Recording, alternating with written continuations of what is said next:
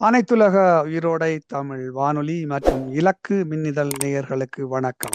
இன்று தாயகத்திலிருந்து எங்களுடன் திருமிகு மகாசேனன் அவர்கள் இணைந்துள்ளார்கள். வணக்கம் மகாசேனன். வணக்கம். நாங்கள் இன்று பேச எடுத்துக்கொண்ட விடயம் முக்கியமாக இந்த தித்வா புயலுக்கு பிற்பாடு மலையகத்திலே ஏற்பட்டுள்ள பெரும் பாதிப்பு. காலங்காலமாக இந்த இயற்கை அனர்த்தங்களில் மிகவும் பாதிப்பை எடுக்கின்ற மிகவும் பாதிப்புக்கு உள்ளாகின்றவர்கள் இந்த மலையக மக்கள் என்பதை நாங்கள் எல்லோரும் அறிவோம். புயல் மட்டுமன்றில்லை, மழை மற்றும் மண் சரிவு போன்ற பலதரப்பட்ட இயற்கை அனர்த்தங்களால் பாதிக்கப்பட்டவர்கள் மலையக மக்கள். காலங்காலமாக இந்த மலையக மக்களினுடைய ஒரு பாதுகாப்பான வாழ்வு பற்றி ஈழத்தமிழர்கள் பேசி வந்துள்ளார்கள்.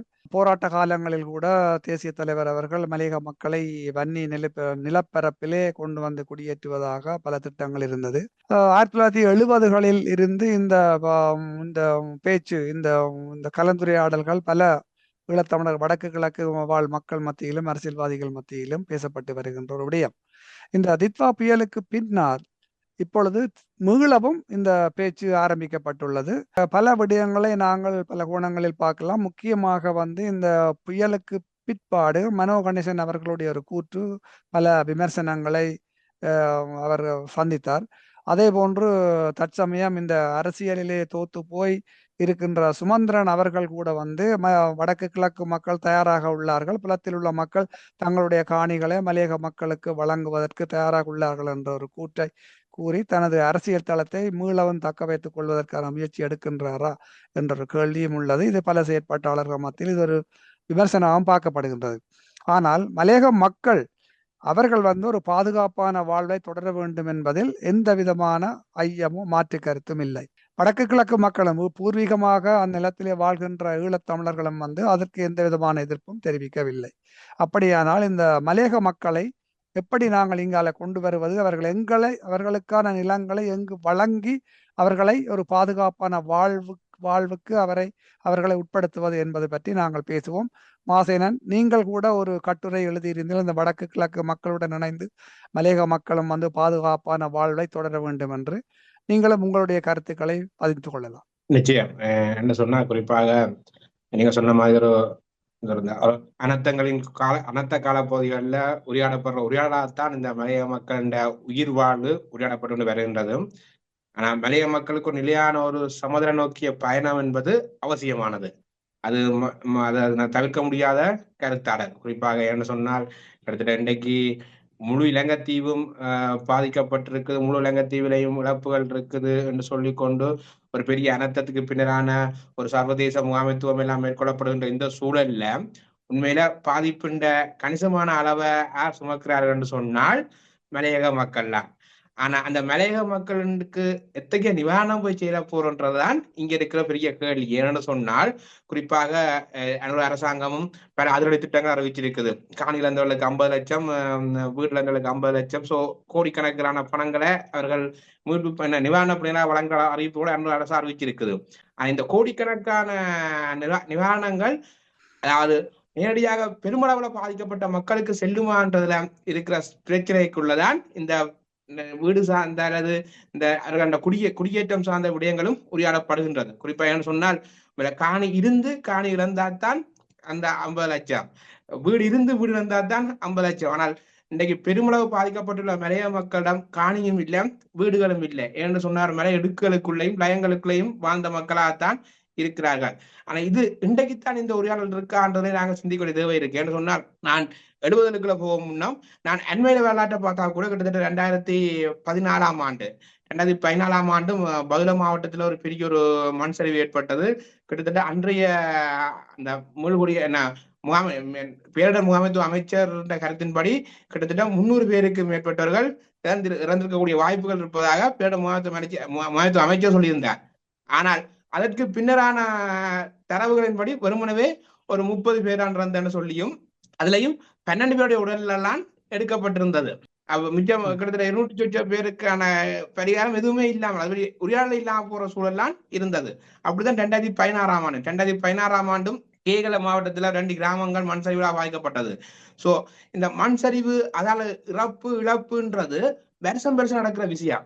அதாவது நாங்கள் நினைக்கிற பேரிடர்ல மட்டும் இல்ல, சாதாரண ஒரு பருவகால மழையிலேயே வருஷம் வருஷம் வர மண் சரிவுகளாலையும் மரணங்களை, அதாவது தூக்கத்துக்குள்ள மரணங்களுக்குள்ள போய் கொண்டிருக்கிற சூழலுக்குள்ளதான் அவர்கள் வாழ்ந்து கொண்டிருக்கிறார்கள். ஏன்னா அந்த மாதிரி இடுக்களுக்குள்ள வாழ்றதுன்ற பிரச்சனையால கிட்டத்தட்ட 15,000 மேற்படங்கள் இந்த மண் சரிவு அபாயம் உள்ள இடமாகவும் வாழ தகுதியிட்ட இடமாகவும் இளைஞர் பேரிடர் முகாமைத்துவமே அறிவிச்சிருக்குது. ஆனா அதுக்குள்ள மக்கள் வாழ்ந்து கொண்டிருக்கிறான். சோ அவர்களுக்கு நிலையான ஒரு இருப்பிடம் தேவை என்றது அவசியம்.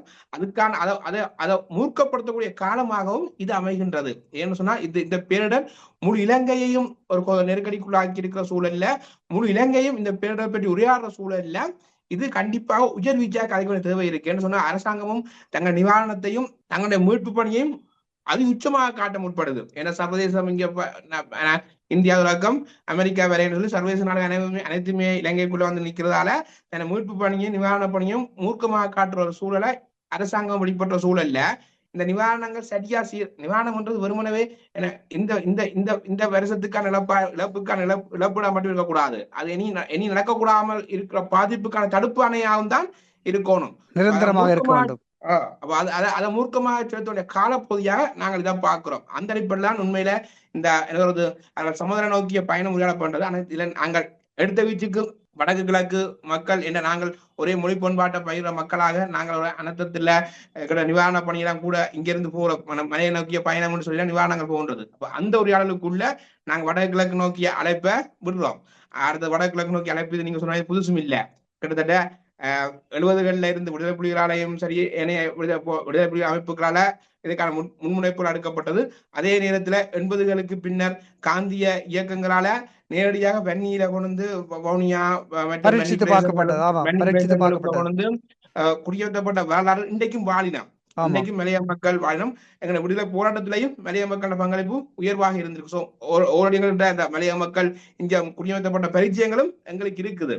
இது புதுசு இல்லை. அந்த அனுபவங்களுக்குள்ள நாங்கள் எடுத்த வீச்சுக்கு மலைய மக்களை சமுதாய நோக்கிய பயணத்துக்கு இங்க அழைக்கிறோம். ஆனால் 2025ஆம் ஆண்டுல இந்த அழைப்பு பொருத்தமா என்பதுல ஒரு பெரிய ஆய்வு தேவைப்படுது. ஏன்னு சொன்னால் நாங்கள் நிறைந்த மனசுடன் அழைக்கிறோம். அதில் மாற்றிக்கிறது வடக்கு கிழக்கு மக்களை பொறுத்தவரையும் நிறைந்த மனசுடன் என்றால் இங்க அரசகாணிகள் இருக்குது. இந்த அரசகாணிகளுக்குள்ள அதாவது இன வீதாசாரத்தை குழப்புற வகையில ஒரு ஒடுக்குமுறை கருவியாக இந்த குடியேற்றங்கள் வடக்கு கிழக்குல மேற்கொள்ளப்பட்டு வருகின்றது. வடக்குலையும் சரி கிழக்க பொறுத்தவரையும் சரி நடக்குது. இந்த இன விகாசத்தை உடைக்கிற வகையிலையும் ஒரு ஒடுக்குமுறை கருவியாக குடியேற்றங்கள் செய்து கொண்டு வர சூழல்ல எங்கள்ட ஒரே மொழி பண்பாட்டை பகிர்கின்ற இன்னொரு சமூகம் வந்து எங்களுடன் இருக்கிறதுல எங்களுக்கு எந்தவித ஆபத்தும் இல்லை. அது எங்களுக்கு இன்னும் எங்களுடைய பாதுகாப்பை 2 சமூகத்துக்கும் பாதுகாப்பை பெறப்படுத்தும். சொன்னால் இந்த மொழி பண்பாடு பெரிய பிரச்சனை இருக்கு. என்ன சொன்னால் நாங்கள் மலையத்தை பொறுத்தவரை ஏன் இங்க வரை சொல்றோம்னு சொன்னால் இருக்கு. என்ன சொன்னால் இந்த நெருக்கடி காலங்கள்ல பேரிடர் முகாமைத்துவ பேரிடர் பிரச்சனைக்குள்ள அன்றைக்கு நாங்கள் முற்போக்கு சொல்ற அந்த அரசாங்கம் கூட அந்த அரசாங்கத்தால கூட ஒரு மும்மொழியில அந்த மலைய பகுதியை பொறுத்தவரை பெருமளவு பாதிக்கப்பட போறோம். ஏன்னா மலையிடுக்கல வாழ்றது தமிழர்கள் தான். பாதிக்கப்பட்ட சூழல்ல கூட அவர்களுக்கான ஒரு அறிவித்தல்களை பேரிடர் முகாமைத்துவத்தால குறைஞ்சபட்சம் ஆங்கிலத்துல கூட வழங்க முடியவில்லை.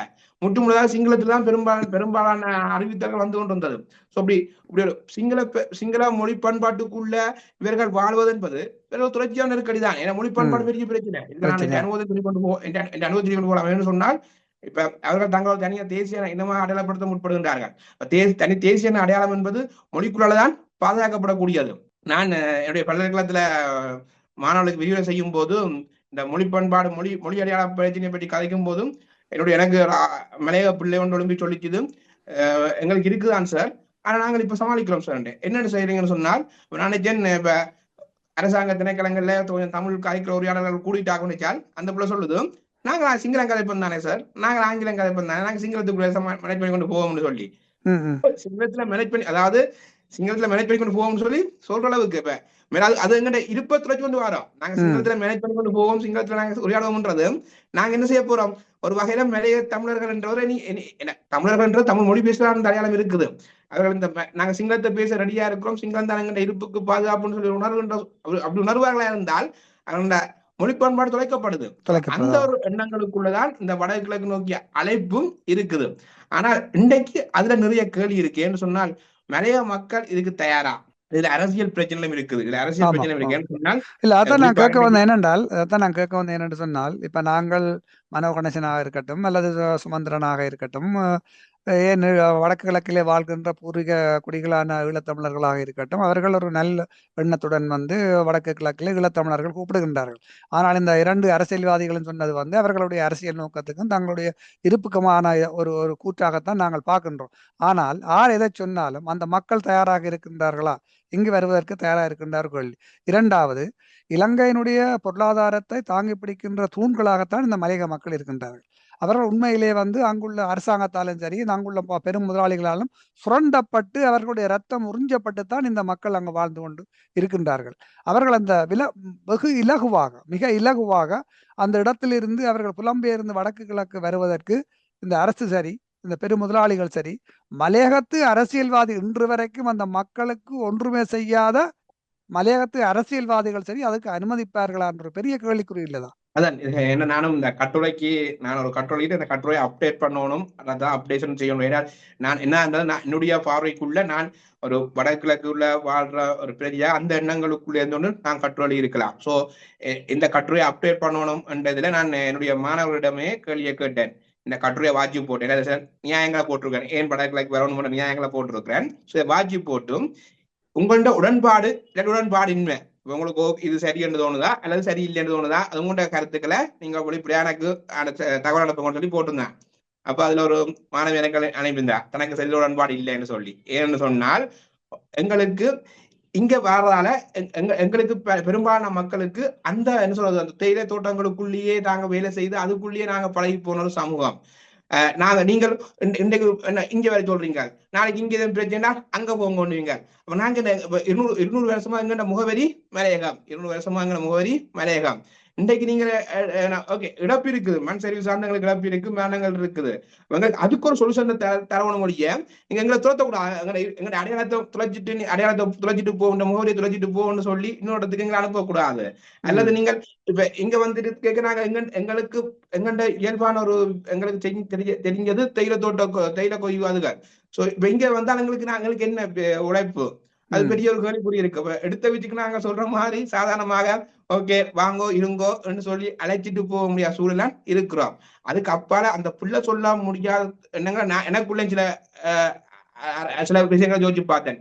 நம்பிக்கை எனக்கு நிறைய இருக்குது சமூகம் சார்ந்து. என்றால் இன்னைக்கும் என்ன சொல்றது, நாங்கள் வெளிப்படையா காய்க்க போனோம்னு சொன்னால் சில சாதிய ஒடுக்குமுறை சார்ந்த வேறுபாட்டு பக்குவங்கள் இன்றைக்கும் தமிழ் சமூகத்துல இருக்குது. ஸோ அந்த பார்வைக்குள்ள மலையக மக்களை இன்னொரு சமூகமாக ஒதுக்கி பார்க்கிற தன்மைகள் உரையாடல்கள் இன்றைக்கும் இருக்கு. இன்னைக்கு கல்வி கட்டுட்டோம், இன்னைக்கு வேற வந்துட்டோம்னு சொன்னாலும் அந்த எண்ணங்கள் இன்றைக்கும் இருக்கு. அந்த அவநம்பிக்கைகளுக்குள்ள இருக்கிற சமூகத்துக்கு இவர்கள் என்னென்ன நாங்கள் என்ன நம்பிக்கை கொடுக்க போறோம், நாங்க தமிழ் மக்கள் இல்ல வாங்கோன்னு. ஏன்னா நாளைக்கு ஒரு கட்டுரை எனக்கு வாட்ச ஞாபகம் இருக்குது. கிட்டத்தட்ட மலையாளபுரத்தை பற்றி ஒரு எதிரான ஒரு கட்டுரை ஒன்று வரப்பட்ட ஒரு ஆள் எழுதியிருந்தார். அது அந்த கட்டுரைக்கு பதிலளிக்கும் மூலமாக நிராந்தன் சொல்லும்போது சொன்ன விஷயம் என்னன்னு சொன்னார், உண்மையில மலையாளபுரத்துல இன்னைக்கு என்ன அவலம் நடந்தாலும் அந்த அவலத்துக்கு ஒரு பின்னணியில அவர்கள் எங்கண்ட விடுதலை போராட்டத்துல பங்களிச்சதுதான் காரணம். என்ன சொன்னா விடுதலை போராட்டத்துல நிறைய மலையாளபுரம்ன்றது மலையக மக்கள் குடியேற்ற ஒரு பிரதேசம். நிறைய விதைகள் இருக்கணும்னு சொன்னால் அது காரணம் என்னன்னு சொன்னால் அவரோட கணவன்மார் எங்க போயிருக்கணும், எங்க விடுதலை போராட்டத்துல போய் தங்களோட உயரத்தியாஞ்சவர்கள். சோ இன்றைக்கு அங்க ஒரு அந்த பிரதேசத்தோட சின்ன சிக்கல ஒரு குறைபாடுகள் இருக்குமா இருந்தால் அந்த குறைபாட கலையுடைய பொறுப்பு எங்களுக்கு தான் இருக்கு. போராட்டத்துக்குள்ள அவர்கள் தங்களை உயர்த்தியாக இருக்கணும். நாங்க அதை விட்டுட்டு இன்றைக்கு அந்த இடம் இப்படி பிள்ளையா இருக்குது அப்படி இருக்கு இப்படி இருக்குன்னு சொல்லி விமர்சிக்க கூடாது. விமர்சிக்கிறது எங்களுக்கு நாங்களே கரபூசுறதுக்கு சமம்னு சொல்லி இன்றைக்கு நாங்க ஒண்டா வாழ்றோம். ஆனா ஒண்டா வாழும் போதும் ரெண்டாக நிக்கிறோம். கிட்டத்தட்ட 80கள் வந்துட்டார்கள். 85 50 வருஷம் ஆகுது.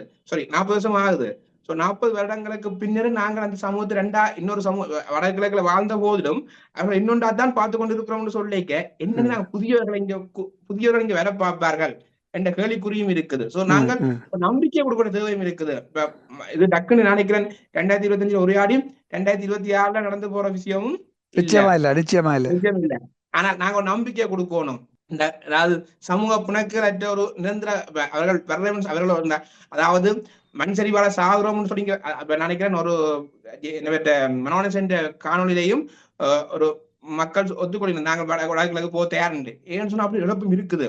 ஆமா டெய்லி வருஷம் வருஷம் நான் வேண்டத்துக்குள்ள சாரன்னு சொல்லிக்க எனக்கு அதான் இதான்னு சொல்லிக்க அந்த மேல இடுக்குல வாழ்றவன் வர தயாராகவும் இருக்கிறான் தான். ஆமா ஆமா ஆனா வர தயாரா இருக்கிறவனுக்குள்ளையும் இந்த கருத்துக்களும் இருக்கத்தான் செய்யும். சோ நாங்க இதுகளை கலைகிறனூடாகத்தான் அவர்களை நாங்க இன்னொருத்துடன் வர வைக்கலாம். அடுத்து நாங்க அவர்களுக்கு ஒரு நம்பிக்கை ஒரு இது சமூகம் சேர்ந்து பயணிக்கக்கூடிய இருக்கும்னு நம்புறேன். நிச்சயமா இதுல வந்து இன்னொரு விடயத்தை என்ன மலையத்தில இருந்து அவ்வளவு மக்களையும் இங்கால வடக்கு கிழக்கு கொண்டு வந்தால் அவர்களுடைய நிலப்புறங்களை வழங்குறதுக்கு அரச காணிகள் உள்ளது. அதே போன்று இன்று இராணுவத்தால் ஆக்கிரமிக்கப்பட்ட பல காணிகள் வந்து தமிழர்களுடைய காணிகள் இருக்கின்றது. அந்த காணிகளை மீட்டால் கூட மலையகத்துக்கு அத்தனை மக்களையும் கொண்டு வந்து நாங்கள் வடக்கு கிழக்கிலே குடியேற்ற முடியும். அவர்கள் வந்தால் வருகிறார்கள் என்று வைத்துக் கொள்வோம். வந்தால் கூட அவர்களுடைய வாழ்வாதாரம் என்பதும் அடுத்தது மிக முக்கியமான விடயமாக யோசிக்க வேண்டும். என்றால் அவர்களை கொண்டு வர முந்தைய ஒரு நீண்ட கால பார்வையில் அவருடைய வாழ்வாதாரத்தை பற்றி கூட யோசிக்க வேண்டிய கடப்பாடு. இல்லதான் எனக்கு என்னென்றால் இப்ப வடகிழக்கை பொறுத்த வரைக்கும் 2 வாழ்வாதாரம் நாங்கள் இயல்பான வாழ்வாதாரம் சொல்லிக்க அடிப்படை மக்களாக விவசாயமும் நாங்க மீன்பிடியையும் பிரதான வாழ்வாதாரம் வச்சிருக்கிறோம் என்றால் இன்றைக்கு வரைக்கும் வடகிழக்குல இருக்க பூர்வீக மக்கள் இந்த 2 வாழ்வாதாரத்துக்கு இந்த குறைகள் தீர்க்கப்பட்டதான்றது பெரிய சிக்கல் இருக்குது. விவசாயத்தை பொறுத்தவரை அவர்களுக்கான உரிய அந்த பருவகால இடர்களின் போது அவர்கள் சீராக மானியங்கள் வழங்கப்படுதா, அது சரி செய்யப்படுதா, அது ஒரு கேள்விக்குறி. அடுத்தது மீனவர் பிரச்சனை. மீனவர் இன்றைக்கு வரைக்கும் போராடி கொண்டிருக்கிறோம். என்ன இந்த இழுவ விசைப்படகுகள் பிரச்சனைகளால அது இழுவ விசைப்படகு தனியா இந்தியால இருந்து வாரம் மட்டும் இல்ல எங்கிட்ட முதலாளி மேலும் அதாவது வடக்கு முதலாளி இன்றைக்கு இழுவ விசைப்படகுகளுக்கு தயாராக இருக்கிற சூழல் ஒன்று இருக்குது. அப்ப இழுவ விசைப்படகுகள் நாங்கள் போராடி கொண்டிருக்கிறோம். சோ இயல்பாக வாழ்ற மக்களின் வாழ்வாதார பிரச்சனைக்கு ஒரு சுமூகமான தீர்வை எட்ட முடியாத சூழல்ல இன்னொரு சமூகத்தை கொண்டு அவர்களையும் இதுக்குள்ள மோத விடுறதுன்றதுல ஒரு சின்ன சிக்கல்கள் இருக்குதான். ஆனா அதே நேரத்துல நாங்க மலைய மக்களுக்கு ஒரு முகவரியை போட்டுறக்கூடாதுன்னு நான் சொல்றேன். அதாவது மலைய மக்கள் மட்டும்தான் அந்த மலை இடுக்களுக்குள்ள போய் நின்று கொண்டு தேயிலை கொய்யணும். என்ன கிட்டத்தட்ட நாங்கள் எங்கண்ட இளைஞர் பொருளாதாரத்தின் பெருந்தூண் தேயிலையை கொய்கிற அவர்கள் அந்த சமூகத்துக்குரிய வேலையாக நாங்கள் கொடுத்துடக்கூடாதுன்னு நான் யோசிக்கிறேன். அந்த குரல் மலையத்திலிருந்து வரணும். அதொரு காரணமா காட்டிக்கொண்டு இவர்கள குடியேற்றங்களை இலங்கை அரசாங்கம் மறுக்க கூடாது. அப்படி மறுக்குமா இருந்தால் அதை அவர்கள் கேள்வி எழுப்பணும். சொன்னால் இது எப்படியோ சாதிய வேலைமாய்த்தான் அது போகும். இப்ப சாதியங்கள் எப்படி ஒரு வேலையை பாகுபாடு செய்யுதோ அப்படிதான் மலைய மக்கள் தேயிலை கொய்யத்தான் அவர்கள் தேயிலை கொய்கிறது மலைய மக்கள்லாம் இல்ல. அந்த கஷ்டப்பட்ட மக்களுக்கு இலங்கையினுடைய பொருளாதாரத்தில் ஒரு முக்கிய தூண்களாக நிற்கின்ற அந்த மக்களை கூட இன்றும் அவர்களுக்கு தோட்டக்காட்டான் என்ற ஒரு பட்ட பெயரெல்லாம் கூப்பிடுகின்றார்கள். இந்த நிலை மாற வேண்டும். இந்த நிலை மாற வேண்டும்.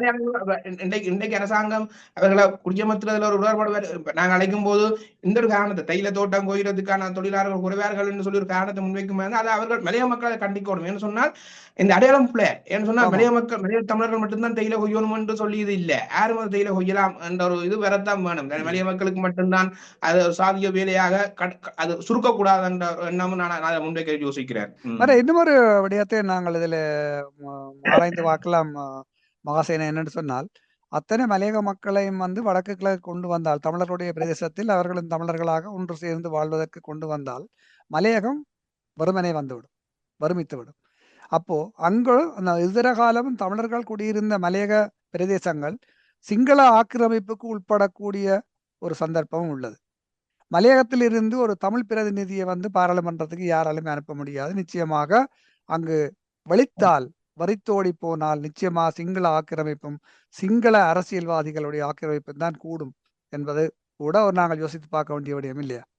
நிச்சயமா நினைக்கிறதான் நாங்கள் சொன்னீங்கள கண்மூடித்தனமாக அந்த குடியேற்ற அழைப்ப மூட முடியாது நான் நம்புறேன். நாங்கள் இந்த பகுப்பாய்வு தேவை இருக்குன்னு நம்புறேன். அதாவது ஒன்று இங்க வரவழைப்பதா அல்லது அங்கு அவர்களுக்கு எவ்வாறான ஒரு நிலையான வாழ உறுதிப்படுத்துறது. கிட்டத்தட்ட நான் நினைக்கிறேன் அது நீண்ட கால ஒரு இடம் பண்ணது. அதாவது மலையத்துல சமதரைகள் இருக்குது, மண் சரிவு ஆபத்து அற்ற பிரதேசங்கள் இருக்குது, அங்கு குடியமர்த்தப்பட வேண்டும். அதாவது குறிப்பாக இந்த என்ன சொல்றது தேயிலை தோட்ட முதலாளிகள் அதுக்கான காணிகளை பயிரப்பட வேண்டும். அதே நேரத்துல தேயிலை தோட்டத்துக்கு அங்க ஒரு குடியத்துல சமதரை குடியேற்றப்பட்டா சமதரையில இருந்து அதுல தேயிலை புடுங்க போறதுக்கான தேயிலை தோட்டங்களுக்கு போறதுக்கான போக்குவரத்து வசதிகள், வாகன ஒழுங்குகளை தேயிலை தோட்டம் செய்யணும் சில கோரிக்கை எல்லாம் வைக்கப்படுகின்றது. குறைஞ்ச நாங்கள் ஏதோ உண்டு இப்ப ஒன்று மக்களிடம் போய் விளையாடுவோம். அதனால தான் யோசிக்கிறேன். என்னன்னு சொன்னா நாங்க மலைய மக்களுடன் இப்ப ஒரு சிவில் சமூகங்களா நாங்க அரசியலாக காட்சி கொண்டு இருக்கிறோம். இன்னும் சிவில் சமூகங்கள் சரியாக உரையாட வரையில தீர்வு என்ன வடகிழக்கு வர்றதோ இல்லை அங்க இருக்கிறதோ ஏதோ ஒன்று உரையாடணும் சிவில் சமூகம். ஏன்னா சிவில் சமூகம் நிச்சயமா தான் நிச்சயமா. அந்த மக்களுடன் இருக்கிற மக்கள் எண்ணங்களுக்குள்ள பிரதிபலிக்கிற குழுமம் சிவில் சமூகம் தான். அப்ப அந்த சிவில் சமூகம் உரையாட முன்வரணும். இப்ப நினைக்கிறேன், இப்ப எங்க வடகிழக்குல இருந்து குறிப்பாக ஆறுதல் மோகன் சார் அவர்கள் சொல்லியிருந்தார், இந்த கோயில் காணிகள் இருக்கு வரலாம்னு சொல்லி. ஏன்னா அவர் மனிதநேய பண்புடன் அந்த அழைப்பை விட்டார். சோ அப்படி விடும்போது அதுக்கான நெருக்கடிகள் இருக்குது, அல்லது நாங்கள் இப்படி எங்களுக்கு அடையாள பிரச்சனை இருக்குது என்று சொன்னால் அந்த கருத்து என்னத்தையோ மலையாள சிவில் சமூகம் முன்வைக்கணும். மலையாள சிவில் சமூகம் பற்றியும் எங்களுக்கு இப்படி பிரச்சனை இருக்குது, எங்களுக்கு இந்த கருத்தை நீங்கள் பூஸ்ட் பண்ணுங்க. அதாவது நாங்க மலையத்துல வாழ போறோம், ஆனா மலையத்துல சமூகத்துல வாழ போறோம், சமூக கோரிக்கை நீண்ட காலமா இருக்குது, அந்த கோரிக்கையை நீங்கள் பூஸ்ட் பண்ணுங்க ஒரு வார்த்தை சொன்னா கூட என்ன செய்யலாம், வடகிழக்கு சமூகம் இன்றைக்கு எப்படி நாங்கள் முண்டி அடிச்சு கொண்டு வரவேற்கிறோம் அவர்களை, அதே கருத்து நாங்கள் பூஸ்ட் பண்ணுவோம். ஒருவேளை மலைய மக்கள் அங்கதான் வாழ போறோம், சமூகம் எல்லாம் வாழ போறோம் கருத்தை முன்வைப்பினுமே இருந்தால் அந்த கருத்தை பலப்படுத்துறதுக்கான கோரிக்கை ஒரு ஒரு ஒரு ஆதரவை நாங்கள் வழங்கணும்.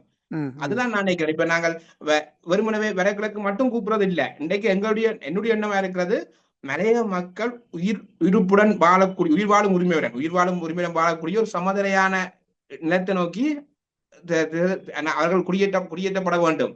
அதுதான் எங்கண்ட கோரிக்கையா இருக்கணும். வடகிழக்கு கோரிக்கை, வடகிழக்கான அழைப்புன்றதும் அதன் அடிப்படை தானே. சோ ஒருவேளை மலைய மக்கள் தாங்கள் அங்கான் இருக்க ரெடின்னு சொன்னால் அதை நாங்க பலப்படுத்த வேணும். அந்த பலப்படுத்தலுக்கு நாங்கள் முழுமையா இன்றைக்கு எப்படி மனோகணேசன் சொல்லும் போது சுமந்திரன் உடனடியாக கருத்துட்டாரோ அதே கருத்து சிவில் சமூகம் வரும்போது அதுக்கு இன்னும் உயிர் மூச்சம் செய்யப்படும். எங்களுக்கு ஒரு பொறுப்பு இருக்குன்னு நம்புறேன்.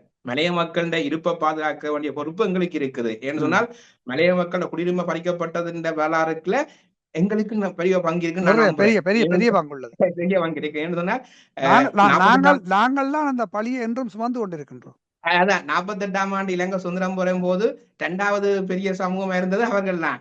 சோ ஆனா அடையாளம் என்ன, தமிழர்கள். அப்ப இலங்கை அரசாங்கம் இந்த நெருக்கடி மாதிரிதான். இந்த 2 தமிழகம் சேர்ந்த கிட்ட நாங்கள் 25% முக்காவாசி என்ன காவாசிக்கு வந்துடுவோம். காவாசியில வர்ற டிசிஷன் மேக்கிங்ல நாங்க ஒரு பலமா பேர் தனியா முடிவெடுக்கிற அளவுக்கு நாங்க செய்யக்கூடிய தலை அப்ப 25% இருந்தது.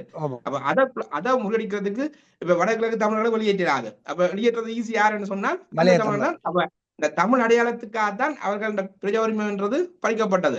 அதே நேரத்துல இதுல எங்க இன்றைக்கு தமிழ் பிறப்புல 2 பிரதான கட்சிக்கும் பொறுப்பு இருக்குன்னு நம்புறேன். ஏன்னு சொன்னால் தமிழிசை கட்சியில உருவாக்கத்துக்கு பின்னால சொன்ன கூட்டு அதுதான். தமிழிசை கட்சியின் தலைவர் உருவாக்குனர் செல்வநாயகம் அவர்கள் காங்கிரஸ்ல இருந்து வெளியால வந்தாருன்னு சொன்னால் மலைய மக்களுக்கு எதிராக அந்த பிரஜா உரிமை சட்டத்தை காங்கிரஸ் ஆதரிச்சுட்டுன்னு சொல்லி போட்டுதான் வெளியால வந்தாருன்னு சொன்னால் தமிழிசை கட்சிக்கு பொறுப்பு இருக்குது அந்த மலைய மக்களோட இருப்பு சார்ந்து செயற்படுறதுல.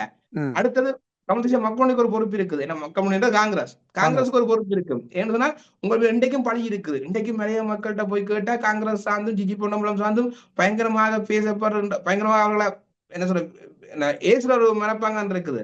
உங்களுக்கு நீங்க இன்னைக்கு ஒரு தமிழ் பரப்புல பிரதான தலைமையா இருக்கிறீங்கன்னு சொன்னால் உங்களுக்கும் ஒரு பொறுப்பு இருக்கு. உங்களோட என்ன சொல்றது கடந்த காலத்துல சிசியோட பொறுப்பு இருக்குது. அப்ப அவர்களுக்கான ஒரு இருப்ப பொறுப்பு உங்களுக்கு கட்சிகளுக்கும் இருக்குது. அப்ப நான் நினைக்கிறேன் இந்த வடகிழக்கு முழு அரசியல்வாதிகள் அரசியல் கட்சிகளுக்கும் சரி தமிழ் மக்களுக்கும் சரி ஒரு பொறுப்பு இருக்குது. கூட்டாக மலைய மக்களுக்கான ஒரு இருப்பை பாதுகாக்கிறது. அப்ப அந்த இருப்பு எப்படி பாதுகாக்கப்படும் சொன்னால் மலைய மக்கள் எண்ணங்களுடன் இருக்கணும். எங்க எண்ணங்கள் அவர்களை திரிக்க கூடாது.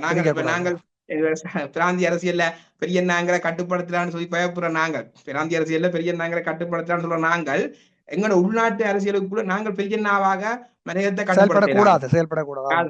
நாங்கள் அவர்களுடைய விருப்புகளுக்குள்ள அவருடைய விருப்புகளை நாங்கள் அதை தூக்கி பிடிச்ச அவன் விருப்பம் என்னவோ அதை தூக்கி பிடிச்சுக்கொண்டு அதை பாதுகாக்கிறதுக்கு நாங்க செயற்படணும்னு நான் நம்புறேன். இந்த ஸ்ரீமா சாஸ்திரி ஒப்பந்தத்தின் நேரம் அங்கு திருப்பி தமிழ்நாட்டுக்கு அனுப்பப்பட்ட அந்த தமிழ் மக்கள் அங்கு கூட ஒரு சரியான வாழ்வு இல்லை என்று சொல்லி அறிகின்றோம். அது எந்த அளவுக்கு உண்மை என்பது உங்களுக்கு தெரியுமா?